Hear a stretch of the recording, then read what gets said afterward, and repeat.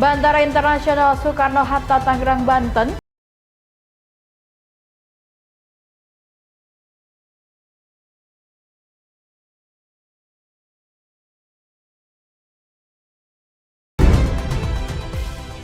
Ribuan hektar ladang bunga matahari mekar serempak di Desa Xinzhuang, Provinsi Hebei, China.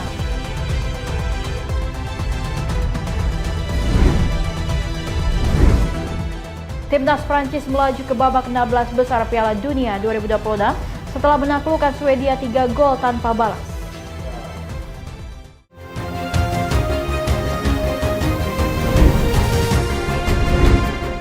Ya, halo, selamat pagi pemirsa setia Berita Nasional TV. Tentunya senang sekali Berita Nasional Pagi kembali hadir menyapa Anda. Selain 3 berita utama tadi, akan ada informasi lainnya dari dunia politik, ekonomi hingga isu sosial yang sedang hangat berbincangkan. Tentunya bersama saya, Lydia Judita.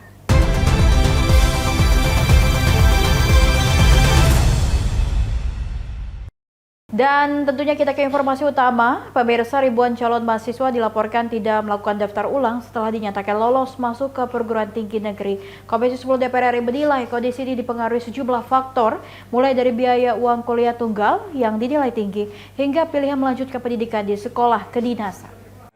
Presiden juga menyampaikan sejumlah usulan dan perintah bahwa akan dibentuk Satgas. Komisi 10 DPR RI menyoroti biaya uang kuliah tunggal atau UKT yang dinilai tinggi menjadi salah satu penyebab ribuan calon mahasiswa memilih tidak melakukan daftar ulang. DPR meminta Kementerian Pendidikan Tinggi, Sains, dan Teknologi memperluas program beasiswa bagi mahasiswa dari keluarga kurang mampu. Hal itu disampaikan Wakil Ketua Komisi 10 DPR, Lalu Hadrian Irvani, di Komplek DPR RI, Senayan, Jakarta, Selasa 30 Juni 2026. Lalu mengatakan, penambahan kuota beasiswa menjadi langkah penting agar lebih banyak calon mahasiswa tetap dapat melanjutkan pendidikan tinggi meski memiliki keterbatasan ekonomi. Meski demikian, Lalu menegaskan tidak semua perguruan tinggi negeri menetapkan UKT yang tinggi. Ia mencontohkan Universitas Mataram yang masih memiliki kelompok UKT terendah sebesar Rp500.000 per semester. Oleh karena itu, calon mahasiswa diminta tidak terburu-buru mengundurkan diri sebelum mengetahui besaran UKT yang ditetapkan. Itu saya sampaikan bahwa bukan 60.000 sebenarnya. Ya, tidak sebanyak itu. Kisarannya kalau diangkakan itu sekitar 10-20.000, tetapi statusnya belum daftar ulang, bukan tidak daftar ulang. Kalaupun yang tidak daftar ulang, penyebabnya satu, mereka keterima di sekolah kedinasan. Yang kedua, mereka pilihannya itu lulus bukan di pilihan yang pertama, tetapi pilihan kedua atau ketiga sehingga memilih perguruan tinggi yang lain. Kemudian yang ketiga, keterima di TNI dan Polri. Keempat, informasinya biaya UKT mahal. UKT ini saya sampaikan, tidak semuanya mahal. Lalu menambahkan, selain faktor biaya, DPR juga mencatat sebagian calon mahasiswa memilih mengundurkan diri karena diterima di sekolah kedinasan, termasuk menjadi taruna TNI dan Polri. Menurut Lalu, pemerintah perlu mencermati berbagai penyebab tersebut agar angka calon mahasiswa yang gagal melanjutkan pendidikan dapat terus ditekan. Ishak Khan, Ade Chandra, Berita Nasional TV.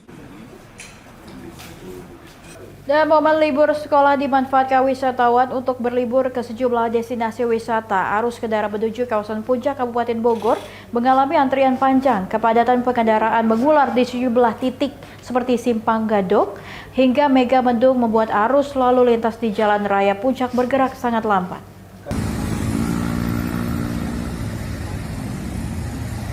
Arus lalu lintas di Jalan Raya Puncak, Kabupaten Bogor, Jawa Barat, mengalami kemacetan panjang akibat lonjakan drastis volume kendaraan wisatawan, didominasi mobil pribadi, bus pariwisata, hingga sepeda motor yang memanfaatkan momentum libur sekolah untuk berwisata ke kawasan Puncak. Antrian kendaraan terjadi di beberapa titik, mulai dari Simpang Gadok dan Simpang Megamendung, serta Pasar Cisarua. Kepadatan kendaraan mengular sepanjang beberapa kilometer, dengan kecepatan kendaraan hanya berkisar 5 hingga 10 km per jam. Meski harus terjebak kemacetan di perjalanan, seorang wisatawan mengaku tetap antusias memboyong keluarga untuk menikmati masa libur sekolah dan berwisata di kawasan puncak. Memang sengaja libur ke arah puncak? Iya. Dalam rangka apa? Libur sekolahan. Rencana berapa hari di puncak? Kita besok pulang. Nah, ini kan jatuhnya hari biasa ya, bukan hari weekend. Gimana lihat situasi lalu lintas sendiri? Ya lumayan macet lah, tapi kondusif, masih lancar. Libur karena sekolah. Libur sekolah. Nah. Kondisi ini juga menjadi pengingat bagi para pengendara untuk lebih cermat memilih jalur perjalanan agar dapat sampai tujuan dengan aman dan nyaman. Dari Bogor, Jawa Barat, Tim Liputan Berita Nasional TV melaporkan. Polda Lampung kembali menangkap 212 tersangka dalam pengungkapan 140 kasus kejahatan jalanan selama periode 1 hingga 30 Juni 2026. Dari ratusan kasus yang diungkap, polisi juga menyita 2.800 barang bukti, termasuk kendaraan bermotor, senjata api rakitan, senjata tajam, dan 2.000 butir amunisi. Sebanyak 140 laporan polisi tentang aksi kejahatan jalanan berhasil diungkap Polda Lampung dan Polres jajaran selama 30 hari terakhir. Dari pengungkapan tersebut, petugas berhasil menangkap 212 tersangka dengan jumlah korban mencapai 150 orang. Kasus yang paling banyak diungkap yaitu pencurian dengan pemberatan, pencurian dengan kekerasan, dan pencurian kendaraan bermotor. Polisi menyebut modus pelaku beragam, mulai dari merusak kunci rumah dan kendaraan, membawa senjata tajam dan senjata api, hingga menggunakan modus COD untuk membawa kabur kendaraan korban. Selain menangkap para pelaku, polisi juga menyita 2.800 barang bukti, seperti senpi rakitan, 23 senjata tajam, 2.036 butir amunisi, serta peralatan yang dipakai pelaku dalam melakukan aksinya. Seriusan Polda Lampung terkait dengan melakukan penegakan hukum tindak pidana street crime di wilayah hukum Polda Lampung. Berdasarkan data ANEF kriminalitas Polda Lampung selama 30 hari, LP yang berhasil diungkap sebanyak 140 laporan polisi. Tersangka yang diamankan adalah 212 orang dengan korban sebanyak 150 orang. Barang bukti yang disita yaitu sebanyak 2.870 unit dan uang tunai sebesar 50.030 rupiah. Polda Lampung menegaskan akan terus meningkatkan patroli dan penindakan tegas terhadap pelaku kejahatan jalanan guna menekan angka kriminalitas dan menjaga keamanan masyarakat. Dari Bandar Lampung, Immanuel Simorangkir, Berita Nasional TV melaporkan. Dan Bandara Internasional Soekarno-Hatta, Tangerang, Banten resmi menuntaskan seluruh proses kepulangan jemaah haji tahun 2026. Kloter dari debarkasi JKS 28 Bekasi menjadi kloter terakhir tiba di tanah air. Hal ini menandai berakhirnya rangkaian operasional pemulangan jemaah haji melalui Terminal Khusus 2F Haji dan Umroh Soekarno-Hatta.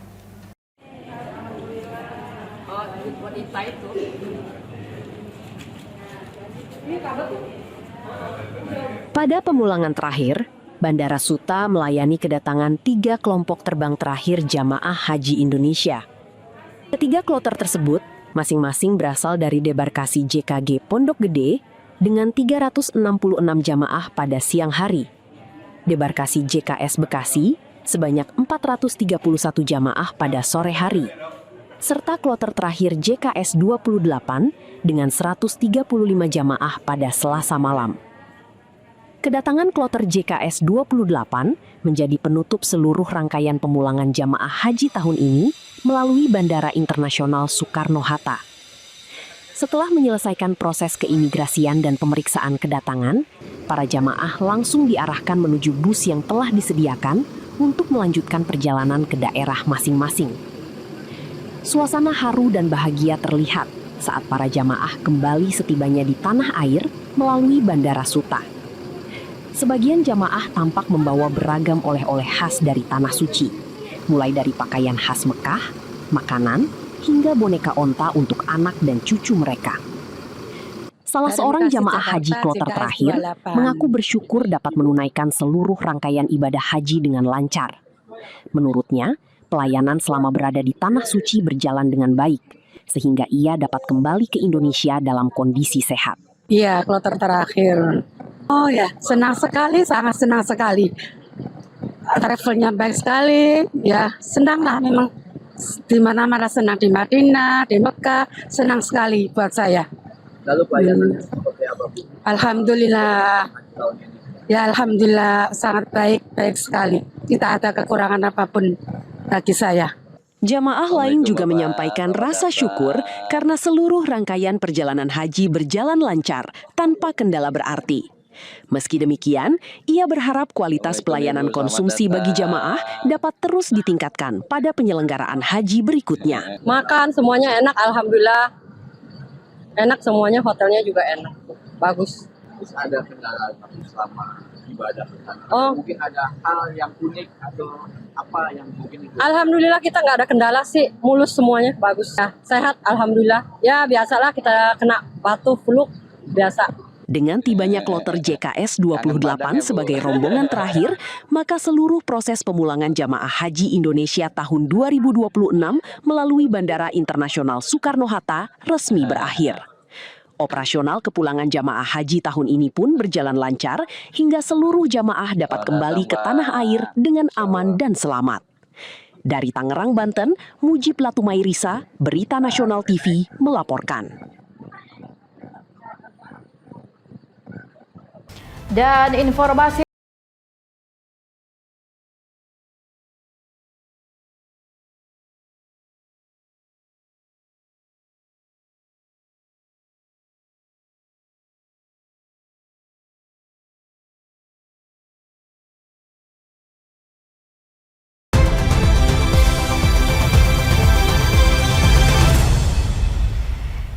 ya, Anda kembali bersama kami, pemirsa. Kali ini komplotan begal sadis yang tidak segan-segan melukai bahkan menghabisi nyawa korbannya yang berusaha melawan ditangkap tim unit reaksi cepat Jatanras Polda Sumatera Utara. 3 tersangka diduga sebagai otak pelaku dan eksekutor terpaksa dilumpuhkan dengan timah panas karena berusaha melarikan diri saat ditangkap.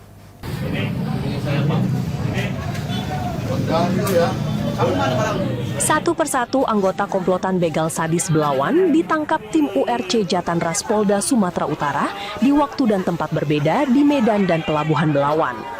Sebanyak 7 tersangka anggota komplotan begal sadis ditangkap.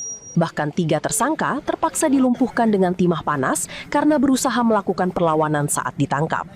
Dari penangkapan ke-7 tersangka, petugas berhasil menyita barang bukti 3 unit sepeda motor dan berbagai jenis serta ukuran senjata tajam yang biasanya digunakan komplotan ini saat menjalankan aksinya. Terakhir, komplotan ini melakukan aksi pembegalan terhadap seorang pedagang tempe dan seorang buruh pabrik di Belawan pada akhir Mei 2026 lalu. Wadir Reskrim Umum Polda Sumut, AKBP Ridwan Huta Gaul, Selasa sore, mengatakan komplotan ini kerap beraksi di lokasi dan jalanan sepi di seputar wilayah hukum Polres Belawan. Para pelaku kerap mengancam dengan senjata tajam yang mereka bawa, dan tidak segan-segan melukai bahkan menghabisi nyawa korbannya yang melawan dan menolak memberikan sepeda motornya. Di tempat sepi, ada orang lewat, pepet, dan diancam dan merampok barang-barangnya. Untuk mereka ini sudah ada 7 kali melakukan tindak pidana di wilayah Sumatera Utara dan pelaku-pelaku ini ditangkap di tempat berbeda semua, ada di Jambi bahkan sampai ke daerah lain.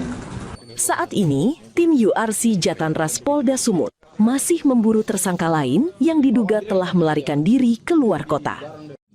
Dari Medan, Sumatera Utara, Tim Liputan Berita Nasional TV. Ya, setelah 4 hari buruan, Polres Metro Jakarta Utara akhirnya menangkap 2 dari 3 pelaku pelemparan bom Molotov di Kampung Tanah Merah, Rawa Badak Selatan, Koja. Salah satunya diketahui sebagai otak aksi brutal yang melukai seorang ibu dan anaknya.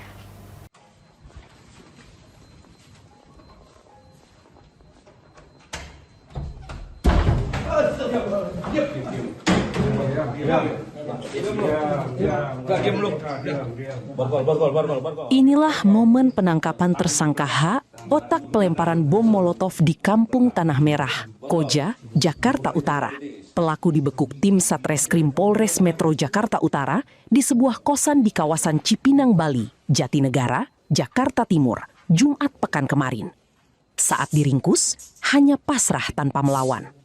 Di hari yang sama, tersangka lainnya berinisial MT juga ditangkap di Sukapura, Cilincing, Jakarta Utara. Keduanya baru dapat diamankan setelah 4 hari melarikan diri pasca aksinya pada Senin 22 Juni 2026.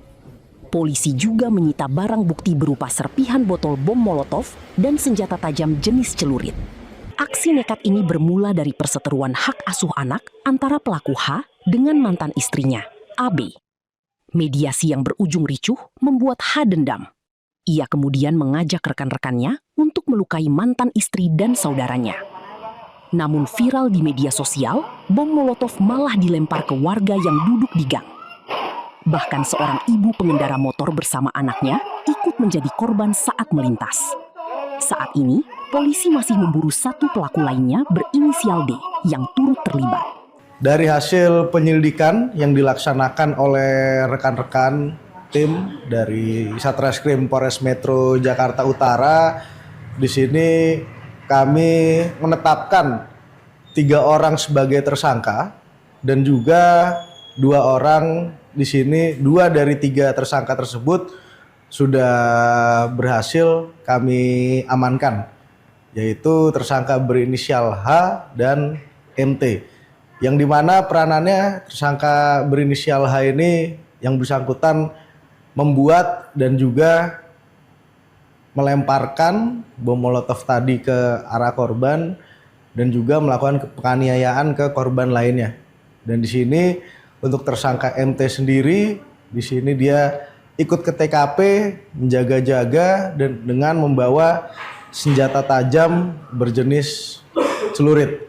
Dan satu tersangka lagi di sini masih kami cari dan kami DPO-kan terkait tersangka tersebut karena memang ada kaitannya yang dimana tersangka tersebut ikut dalam membuat dan mengetahui akan peristiwa tindak pidana tadi. Para tersangka dijerat pasal berlapis, mulai dari penganiayaan, perusakan, hingga penyalahgunaan senjata tajam dengan ancaman maksimal 9 tahun penjara. Dari Jakarta, Theo Fandi, Berita Nasional TV.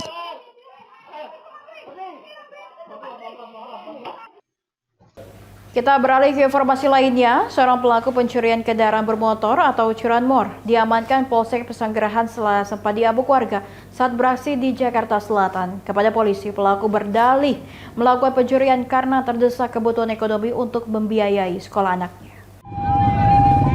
Aksi pelaku curanmor berakhir di tangan warga setelah kegok mencuri sepeda motor di kawasan Pesanggerahan, Jakarta Selatan. Pelaku yang sempat menjadi sasaran amukan massa kemudian diselamatkan petugas Polsek Pesanggerahan untuk menjalani proses hukum. Hasil penyelidikan menunjukkan pelaku ditangkap saat petugas melakukan patroli rutin. Gerak-gerik pelaku yang mendorong sepeda motor menimbulkan kecurigaan. Saat diperiksa, polisi menemukan obeng tes pen yang diduga digunakan untuk membobol kunci kontak sepeda motor. Pelaku mengaku telah mencuri 2 unit sepeda motor dalam 1 bulan dan berencana menjualnya secara COD dengan harga sekitar 3 juta rupiah per unit.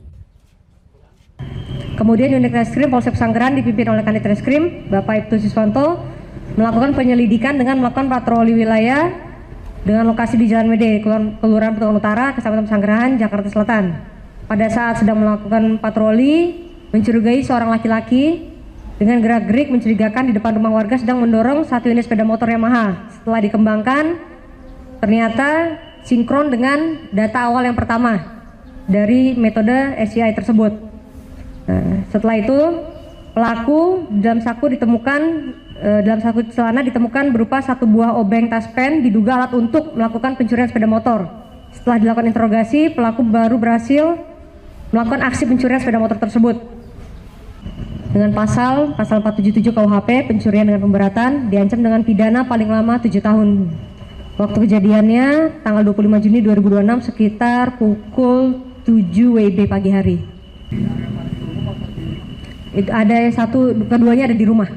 Keduanya di rumah, untuk itu kami himbau kepada warga masyarakat yang memiliki kendaraan roda 2 atau kendaraan sepeda motor agar kendaraannya dalam mengunci kendaraannya itu digunakan kunci double, dikunci ganda, jangan hanya sekali, karena tanpa menggunakan kunci ganda pelaku dapat dengan mudah membobol atau beraksi mengambil kendaraan bermotor milik warga atau masyarakat. Kepada penyidik, pelaku mengaku melakukan aksi pencurian karena terdesak kebutuhan ekonomi untuk membiayai sekolah anaknya. Atas perbuatannya, pelaku kini masih menjalani pemeriksaan lebih lanjut di Polsek Pesanggerahan untuk mengungkap kemungkinan adanya TKP maupun korban lain. Polisi mengimbau masyarakat agar selalu menggunakan kunci pengaman ganda saat memarkirkan sepeda motor dan segera melaporkan aktivitas mencurigakan ke kantor kepolisian terdekat atau melalui layanan 110. Aksi pencurian sepeda motor yang diduga dilakukan komplotan pelaku curanmor mengenakan pakaian PDH kampus viral di media sosial. Dalam sehari, pelaku diduga beraksi di 3 lokasi berbeda di Bandar Lampung dan seluruh aksinya terekam kamera pengawas.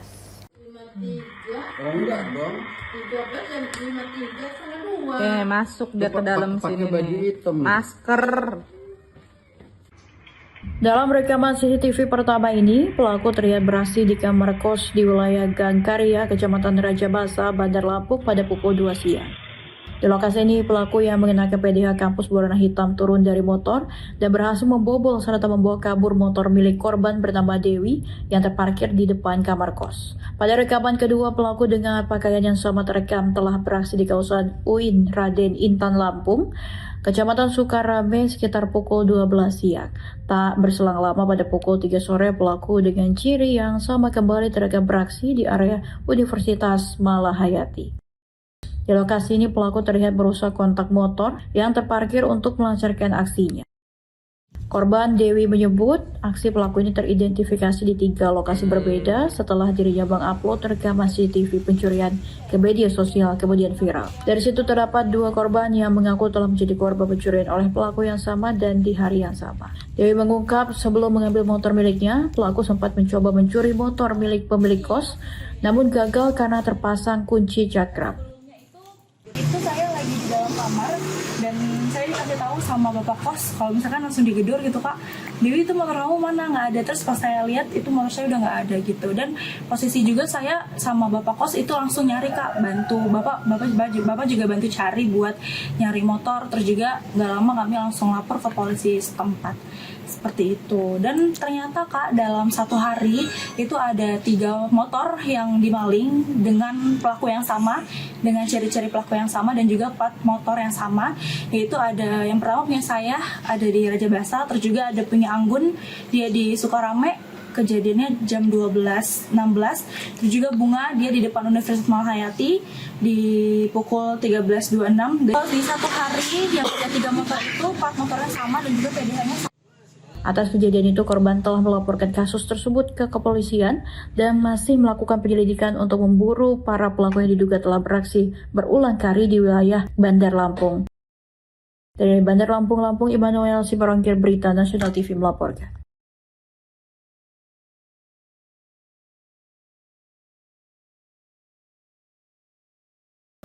Lautan bunga matahari mekar di Hebei setelah jeda berikut ini, dan tetaplah bersama kami di Berita Nasional Pagi.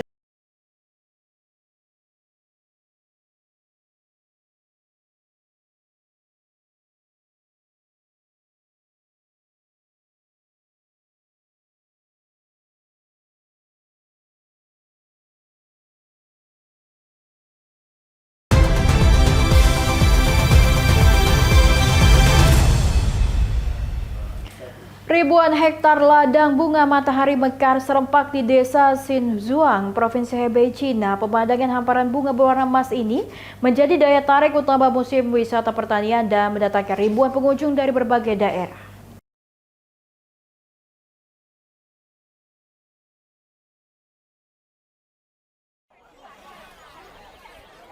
Hamparan bunga matahari yang membentang sejauh mata memandang menciptakan lautan berwarna emas di desa Xinzhuang, Provinsi Hebei. Ribuan hektar ladang yang sedang memasuki masa mekar menjadi salah satu destinasi favorit wisatawan pada musim panas tahun ini. Di tengah semilir angin, deretan bunga matahari tampak bergoyang indah, sementara para pengunjung berjalan menyusuri jalur di antara ladang mengabadikan momen dengan berfoto serta menikmati pemandangan alam yang memanjakan mata.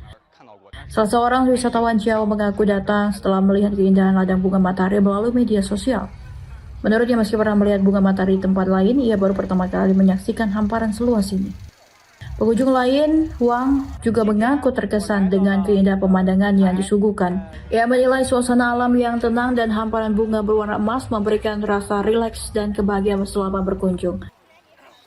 Di balik keindahannya, musim mekarnya bunga matahari memberikan dampak positif bagi perekonomian masyarakat setempat. Kedatangan ribuan wisatawan meningkatkan pendapatan petani, pedagang makanan, serta pelaku usaha kecil yang memanfaatkan ramainya pengunjung. Konsep yang menggabungkan pertanian dan pariwisata musiman berhasil menarik masyarakat dari berbagai kota untuk menikmati suasana pedesaan. Ladang bunga matahari pun tidak hanya menjadi hasil pertanian, tetapi juga menjelma sebagai destinasi wisata yang memberikan manfaat ekonomi bagi warga sekitar. Tim Liputan Berita Nasional TV melaporkan. Ya, keindahan bunga peoni yang sedang mekar memenuhi Taman Botani Universitas Negeri Moskow, Rusia yang menjadi daya tarik wisatawan pada musim panas. Hamparan bunga berwarna merah muda dan putih menarik banyak pengunjung untuk menikmati pemandangan sekaligus mengabadikan momen.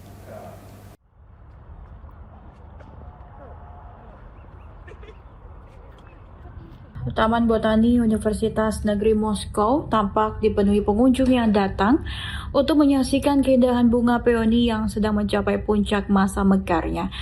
Hamparan bunga dengan warna merah muda dan putih menciptakan pemandangan yang memperindah suasana musim panas di ibu kota Rusia. Ratusan pengunjung terlihat berjalan menyusuri taman, menikmati keindahan bunga, serta mengabadikan momen dengan berfoto di antara rimbunnya semak peoni yang tengah berbunga lebat. Pihak pengelola menyebut saat ini bunga peoni berada pada kondisi terbaiknya untuk dinikmati oleh masyarakat. Namun, pengunjung dihimbau tidak menunda kunjungan terlalu lama karena masa mekar bunga ini berlangsung dalam waktu yang relatif singkat. Menurut kantor humas Taman Botani, seluruh tanaman peoni tumbuh di area terbuka dengan paparan sinar matahari langsung. Seiring meningkatnya suhu udara pada musim panas, sejumlah varietas yang mekar lebih mulai mengugurkan kelopaknya.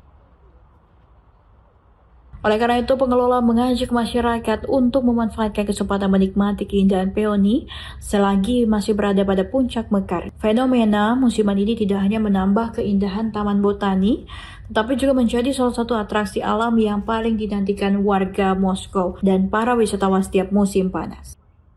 Tim Liputan Berita Nasional TV. Lebih dari 900.000 bunga hortensia mekar memperindah kawasan Jangsengpo Well Culture Village di kota Ulsan, Korea Selatan. Keindahan hamparan bunga berwarna-warni ini menjadi daya tarik utama festival hortensia yang kembali menyedot ribuan pengunjung pada musim panas.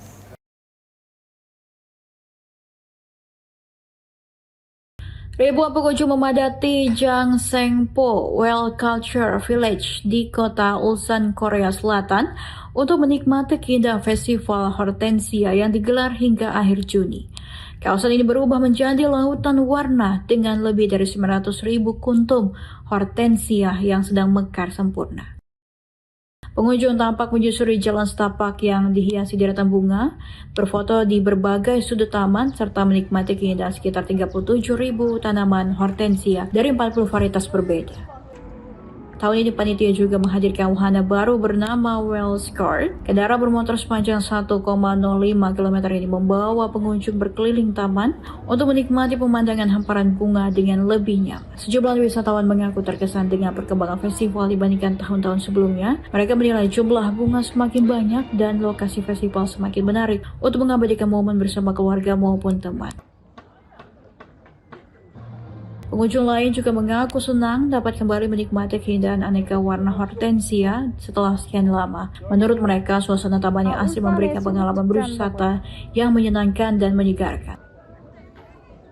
Festival Hortensia Jangsengpo berlangsung pada 19 hingga 28 Juni dengan tiket masuk gratis. Selain menampilkan keindahan bunga, acara ini juga diisi penunjukan lampu pada malam hari serta pesta kembang api setiap akhir pekan. Memasuki penyelenggaraan kelima, festival ini kini menjadi salah satu ajang bunga musim panas terbesar di Korea Selatan dan turut mendorong kunjungan wisata ke kawasan mantan distrik perburuan paus di Ulsan. Tim Liputan Berita Nasional TV.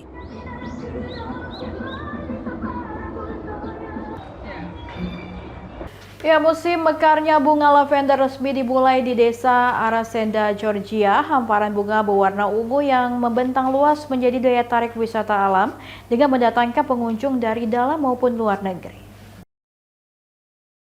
Ratusan wisatawan memadati kebun lavender di Desa Arasenda, Georgia untuk menikmati keindahan hamparan bunga yang tengah memasuki masa mekar.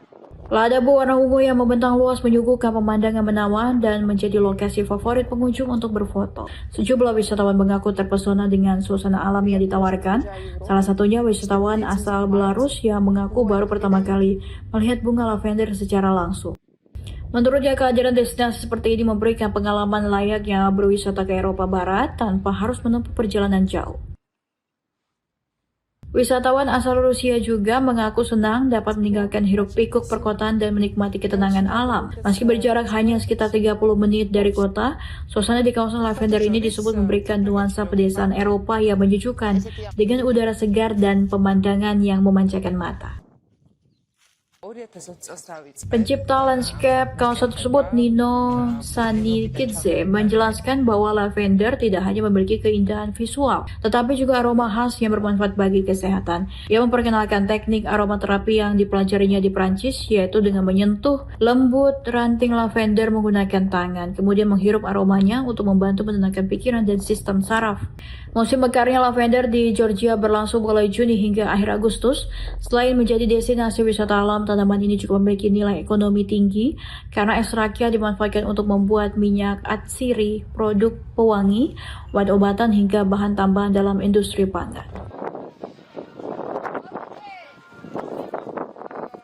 Setelah jeda berikut ini, tetaplah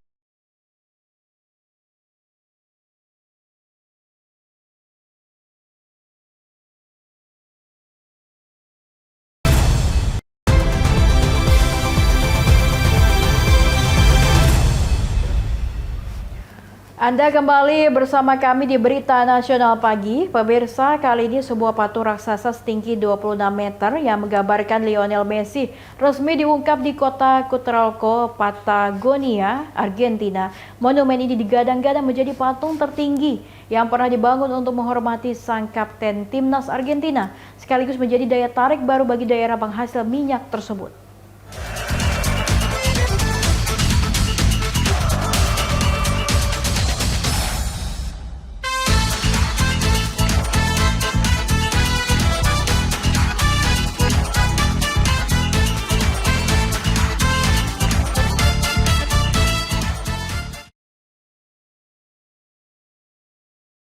Patung baja setinggi 26 meter ini mengabadikan momen ikonik Lionel Messi saat berlutut di Stadion Lusail usai mengantarkan Argentina menjuarai Piala Dunia 2022.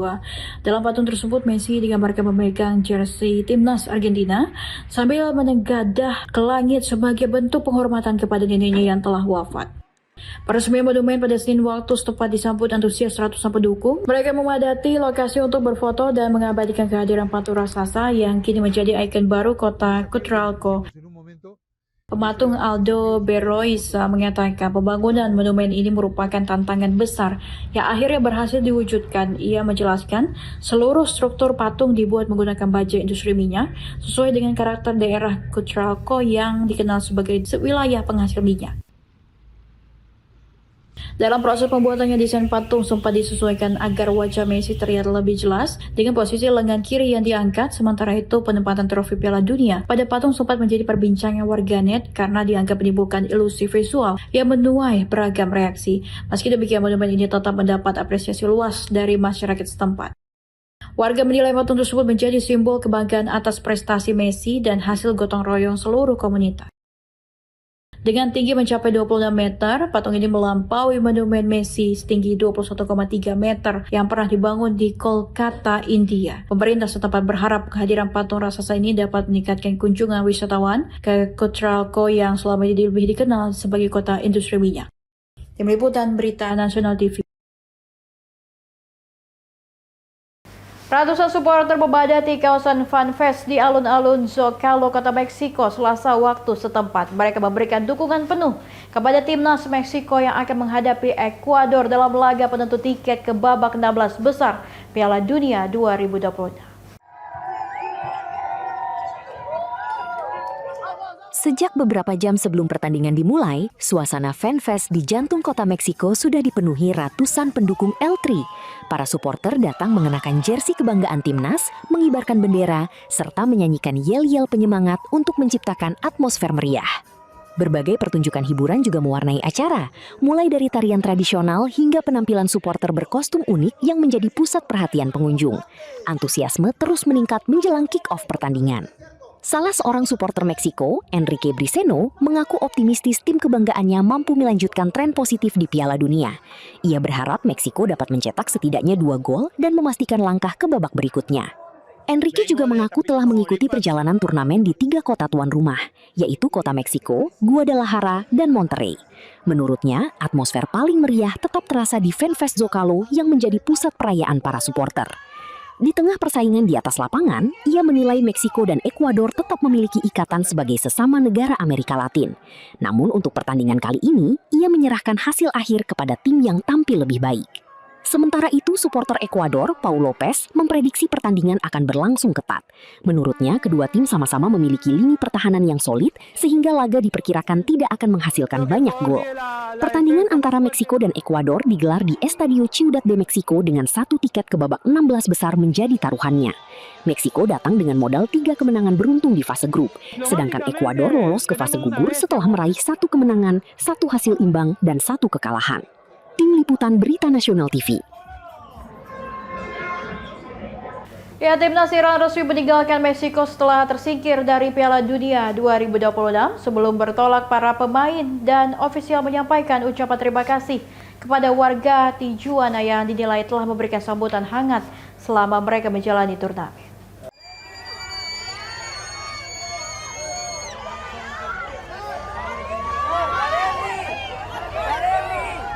Timnas Iran mengakhiri perjalanannya di Piala Dunia 2026 dengan meninggalkan kota Tijuana, Meksiko pada Selasa waktu setempat. Selama turnamen berlangsung, Tijuana menjadi markas tim setelah kendala visa dan pembatasan masuk ke Amerika Serikat memaksa Iran menyesuaikan persiapan mereka. Sebelum bertolak, para pemain meluangkan waktu menyapa para pendukung yang telah menunggu di luar pusat latihan. Mereka menandatangani album stiker, bendera, serta bola sepak sebagai bentuk apresiasi kepada supporter yang memberikan dukungan selama turnamen. Pelatih kepala Amir Galenoi menyampaikan rasa terima kasih kepada masyarakat Tijuana atas keramahan dan dukungan yang diberikan. Menurutnya, meski tim akan meninggalkan Meksiko, hati dan jiwa mereka akan tetap tertinggal di kota tersebut. Galenoi juga menegaskan bahwa hubungan Iran dan Meksiko akan selalu terukir dalam sejarah. Ia menyebut Meksiko sebagai negara yang mereka cintai layaknya tanah air sendiri dan menilai persahabatan yang terjalin menjadi pencapaian paling berharga bagi timnya selama berada di turnamen. Melalui surat terbuka, Federasi Sepak Bola Iran juga menyampaikan apresiasi kepada warga Tijuana. Mereka menilai kota tersebut akan selalu dikenang sebagai simbol rasa hormat, keramahan, dan kebaikan yang diterima seluruh delegasi. Federasi menyatakan Meksiko tidak hanya berhasil menjadi tuan rumah dari sisi penyelenggaraan, tetapi juga menunjukkan nilai kemanusiaan, martabat, dan saling menghormati. Mereka bahkan menyebut Meksiko sebagai rumah kedua bagi timnas Iran.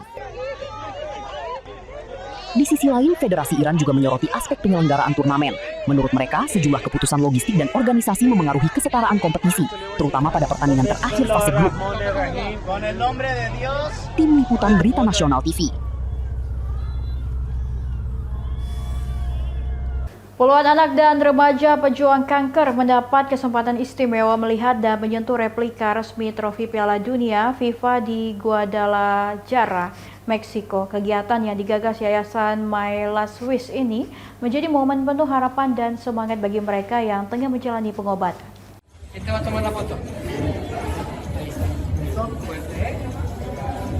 Suasana haru dan penuh kebahagiaan mewarnai kunjungan replika resmi trofi Piala Dunia FIFA ke pusat perawatan anak di Guadalajara, Senin waktu setempat. Puluhan anak dan remaja yang didampingi Yayasan My Last Wish berkesempatan melihat dari dekat, bahkan menyentuh trofi yang menjadi simbol kejuaraan sepak bola dunia. Bagi Giselle Escalera, salah satu anak yang sedang menjalani terapi kanker, mengenal lebih dekat trofi Piala Dunia merupakan mimpi yang akhirnya terwujud. Ia mengaku mendapatkan semangat baru untuk terus berjuang melawan penyakitnya dengan harapan suatu hari dapat menonton pertandingan sepak bola secara langsung di stadion. Pendiri sekaligus Presiden Yayasan My Last Wish, Thomas Lopez, menegaskan bahwa dukungan moral memiliki peran penting dalam proses penyembuhan. Menurutnya, pengobatan medis perlu diiringi dengan upaya mewujudkan harapan dan impian para pasien agar mereka tetap memiliki motivasi untuk terus berjuang. Para dokter di Pusat Onkologi dan Hematologi Anak Rumah Sakit Sipil Baru Guadalajara juga menilai kegiatan seperti ini memberikan dampak positif terhadap kondisi psikologis pasien. Selain menumbuhkan kebahagiaan, momen tersebut mampu membantu menjaga semangat dan kepercayaan diri anak-anak selama menjalani rangkaian pengobatan. Dr. Ana Luisa Orozco Alvarado menyebut kehadiran replika trofi Piala Dunia menjadi hadiah kecil yang sangat berarti bagi para pasien. Melihat senyum dan antusiasme anak-anak, menurutnya menjadi pengalaman yang tidak ternilai dan memberikan energi positif bagi semua pihak yang terlibat. Melalui kegiatan ini, penyelenggara berharap semangat Piala Dunia tidak hanya menjadi milik para atlet, tetapi juga mampu menginspirasi anak-anak pejuang kanker untuk terus berjuang meraih kemenangan dalam kehidupan mereka. Tim Liputan Berita Nasional TV.